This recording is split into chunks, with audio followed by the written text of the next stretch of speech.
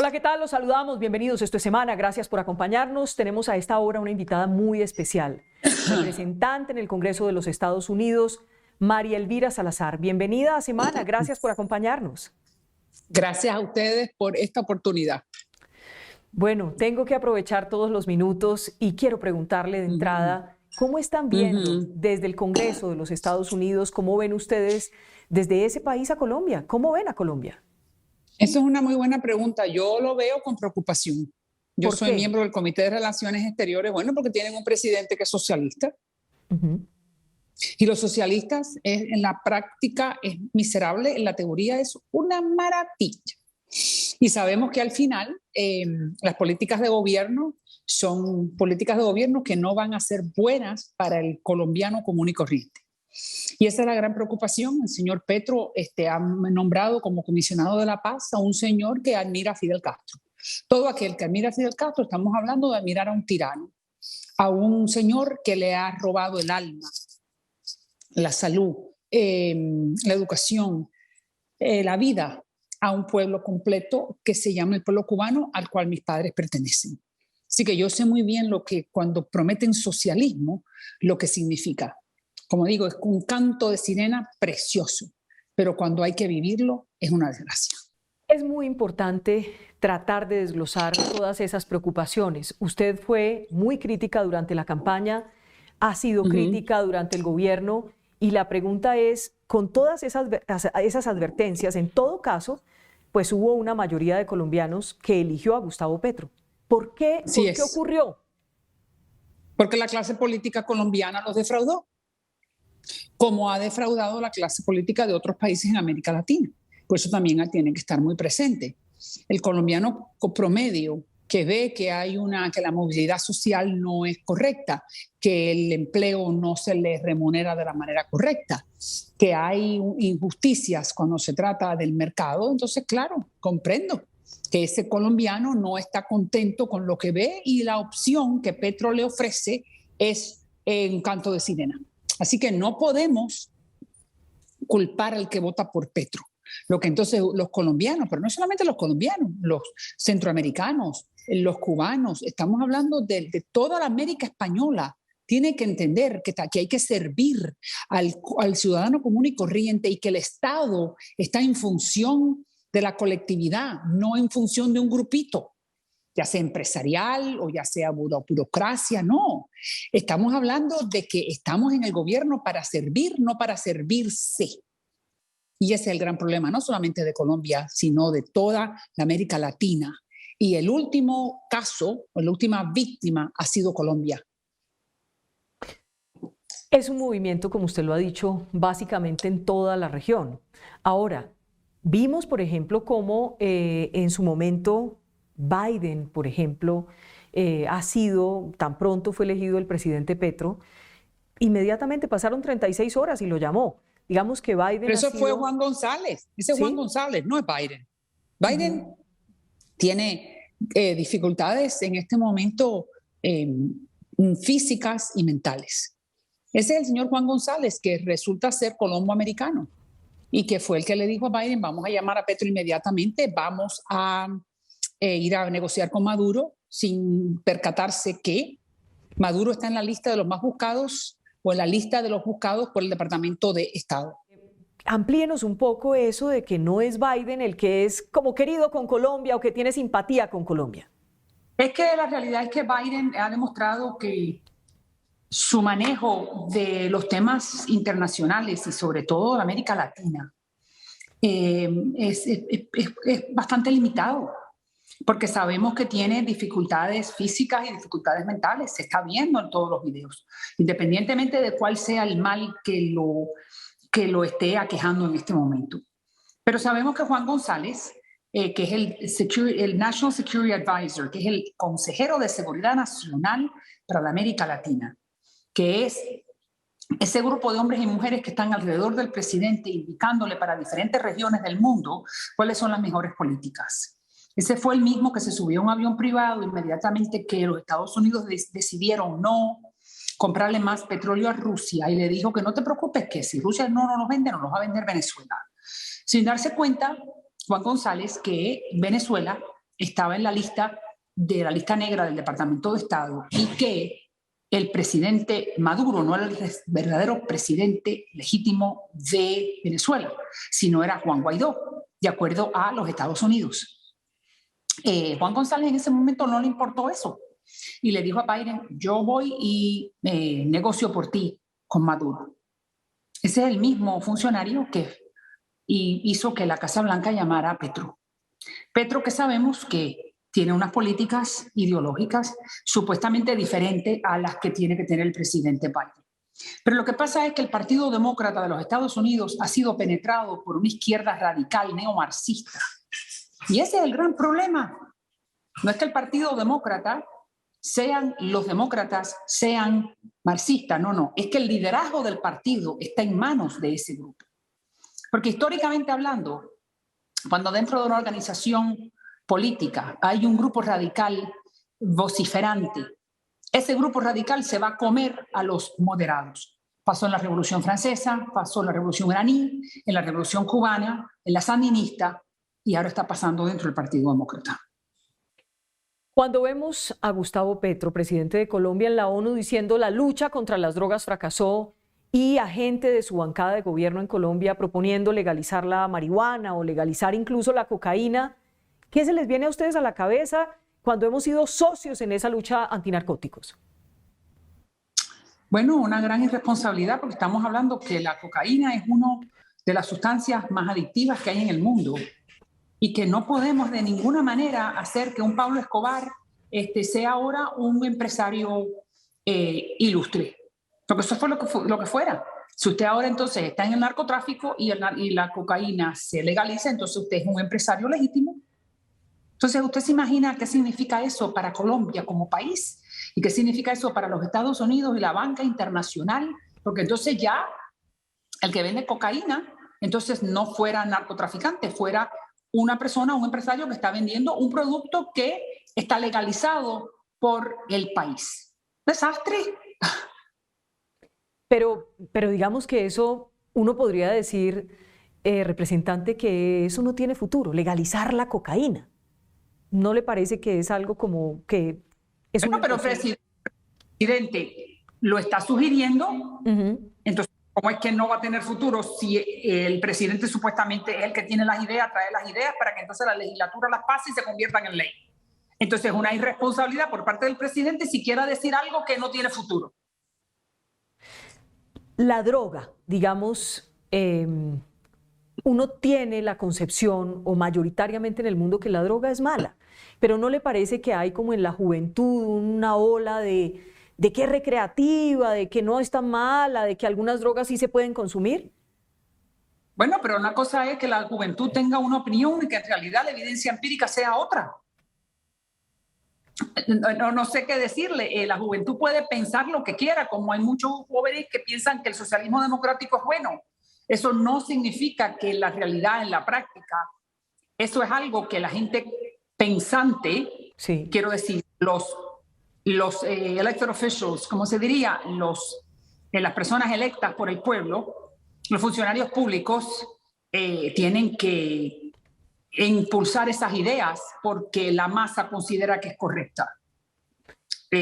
Uno elige a los funcionarios públicos para que lo dirijan y para que lleve al país en un camino más provechoso y más saludable y más positivo, no que los entierren. Incluso en Colombia, el director de la DIAN dijo, hay que legalizar la cocaína y grabarla para que produzca muchos impuestos. Pero ya le dije, si el país Colombia legaliza la cocaína, entonces estamos hablando de un gran problema internacional, empezando por la banca y empezando porque los Estados Unidos entonces se viera en una posición terrible y el efecto que tuviera eso sobre el mercado colombiano, los productos colombianos, todo el empresariado colombiano, sería de proporciones insospechadas. Hablemos un poco de lo que ha venido ocurriendo con el hoy presidente Gustavo Petro. Usted ha sido crítica incluso por su pasado, por su trayectoria, digamos, que al final lo lleva a la presidencia de la República. ¿Qué es lo que más, aparte de la concepción que tiene usted sobre lo ideológico de Gustavo Petro, qué es lo que más le preocupa de él? Bueno, Petro tiene un historial que habla por sí solo. Petro no estuvo preso 16 meses por robo de armas. ¿No? No estuvo preso. Sí, sí, claro, claro que lo estuvo. Entonces estuvo preso, ¿verdad? Eso no se lo inventó nadie. Y era miembro de un grupo terrorista guerrillero que se llamaba el M-19, ¿no? Y Petro no tiene una ideología socialista, más bien neomarxista. Entonces son 3 puntos que determinan que tiene un prontuario y tiene un historial que no se lo merecen los colombianos tenerlo como presidente. ¿Cree que se va a ir a los 4 años o cree que se va a querer quedar? Esto depende de las Fuerzas Armadas colombianas. Eso depende de que el pueblo colombiano no le permita ni cambiar la Constitución, ni le permitan las Fuerzas Armadas perpetuarse en el poder, como ocurrió con Chávez, como ocurrió con Ortega, como ocurrió con Castro. De entrada, en las Fuerzas Armadas salieron más de 50 generales. Entonces, ahí le demuestra que el plan es un poco más macabro del que se ve a simple vista. Cuando Petro dice que la lucha antidrogas fracasó, ¿usted está de acuerdo o no está de acuerdo? No, yo pienso que es una lucha muy dura porque tenemos a unos carteles que tienen mucho dinero y que tienen unos carteles que en el caso de Colombia lo ha ayudado una guerrilla que ha sido muy difícil de controlar. Yo no soy experta, desgraciadamente, en Colombia. Amo mucho a los colombianos porque en mi distrito hay cientos de miles de colombianos que yo muy orgullosamente represento en el Congreso Federal Norteamericano. Para mí los colombianos es un grupo muy importante. Aparte de eso, es uno de los grandes países de la América Latina que debiera ser una de las potencias del mundo. Porque ustedes lo tienen todo. Tienen madera, tienen agua, tienen recursos, tienen gente inteligente, tienen minerales y tienen petróleo. Entonces, ustedes debieran ser una gran potencia. Además, tienen un empresariado que es muy capaz. Lo que pasa es que, como en todas partes de la América Latina, debiera haber una clase política más apegada al beneficio del pueblo y menos al beneficio propio. Tal vez ha habido mucha corrupción, ¿no? También es cierto. Ustedes saben más que yo de eso, pero sí. Yo sé que la clase latinoamericana ha defraudado a los pueblos. Por eso la economía de libre mercado ha perdido auge y por eso estas ideologías que lo que te venden es una ideología vacía, pero que suena bonito, es la que ha confundido a los pueblos. Por eso es nuestro deber como funcionarios electos hacer una gestión proba y una gestión noble para que el ciudadano corriente entienda que estamos aquí para él, no para nosotros. El gobierno Petro ha restablecido las relaciones con Nicolás Maduro. ¿Cómo ve ese restablecimiento? Nefasto. Nefasto, porque sabemos que Nicolás Maduro no solamente se ha violentado las últimas elecciones, sino que tiene a ese pueblo venezolano esclavizado, porque Nicolás Maduro es un comunista vestido de demócrata. Sabemos muy bien lo que ha pasado en Venezuela en solamente 20 años. Es un gran ejemplo de cómo esa ideología y esa promesa de socialismo democrático no funciona. Sabemos que Cuba, pero a Cuba lleva 63 años. Vamos a ir a un ejemplo mucho más cercano. Vamos al ejemplo de Venezuela, que en solamente 20 años han destruido el país. Quiero decir, la economía venezolana. ¿Cuántos millones de venezolanos no han tenido que irse? 5 millones. El venezolano promedio pesa 15 libras menos que hace 20 años por falta de comida. El país que tiene más reservas de petróleo en el mundo. ¿Y eso por qué fue? Por el chavismo. Al tener esa relación con Nicolás Maduro es muy complejo porque es que Nicolás Maduro está siendo buscado por supuestamente pertenecer a una red de narcotráfico muy potente y muy poderosa. Tiene cargos pendientes en los Estados Unidos, investigaciones en las cortes. Cuando se da ese restablecimiento de relaciones, ¿hay una especie de complicidad al abrirle nuevamente las puertas de esas relaciones entre los dos países? De Juan González, sí, correcto. A los que se roban las elecciones y a los que brutalizan a su país, a su pueblo, con esos no se negocia. Que es el caso de Ortega, el caso de Maduro y el caso de los Castro.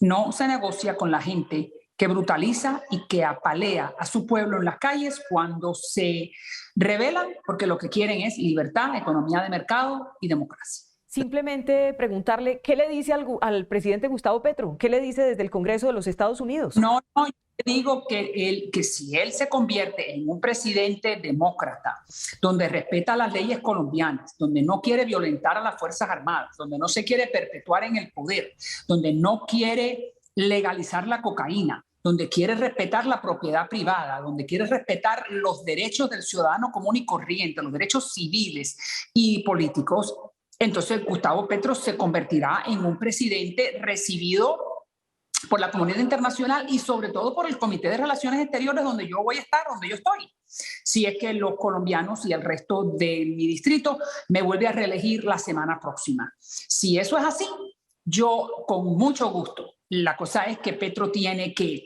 entonces dentro de su gabinete, reestructurar un gabinete donde los que están sirviendo al pueblo colombiano no consideren y no piensen que Fidel Castro, Maduro y Ortega son funcionarios o son políticos decentes. Ese es el Gustavo Petro que los colombianos se merecen. ¿Y si no? Y si no, pues entonces desde el Comité de Relaciones Exteriores, el señor Gustavo Petro oirá aquí a una representante y todo el comité y el subcomité de las Américas denunciando los excesos que está cometiendo en contra de su propio pueblo. ¿Juan Manuel Santos tiene algo que ver en este punto al que ha llegado Colombia? Eso ustedes lo saben más que yo. Yo no tengo opinión en eso. Esos son asuntos internos. Se lo pregunto por el proceso de paz. Eso ya es un tema mucho más complicado. Eso lo hacemos en otra entrevista. Muy bien. Pues, representante, mil gracias por regalarnos estos minutos. Le mando un abrazo y muchas bendiciones.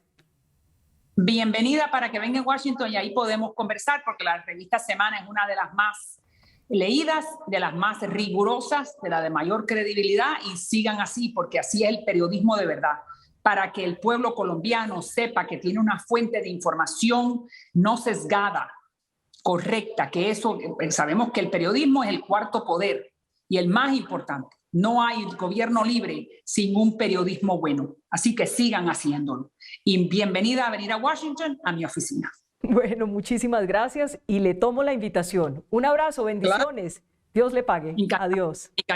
Bendiciones también. Hasta luego. Mucho gusto.